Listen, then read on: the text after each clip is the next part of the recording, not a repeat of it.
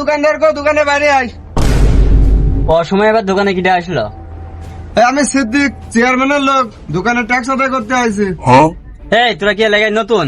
আমার দোকানে 100 টাকাতে কোনো ভয় নাই, আমি ট্যাক্স দেবো কে? তোর দোকানে যা বেচা কিনা হবে অর্ধেক চেয়ারম্যানের অর্ডার এটা। আমার যে দোকান দিনে 500 টাকা ইনকাম হয়, এর মধ্যে অর্ধেক দিয়ে দিলে আমি খাবো কি? অত হতো বুঝি না, আগে টাকা দে, টাকা না দিলে তোর খবর আছে। না আমি দিতে পারবো না। টাকা দিবি না তার মানে? চল, তোর একদিন কি আমার একদিন আয়।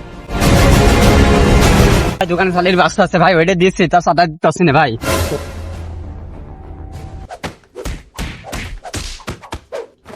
দেখতো দেখতো ভাই এত ও সমস্যা নেই, আমরা চেয়ারম্যানের লোক, যা মরা ও মরে চেয়ারম্যান দেখবে না।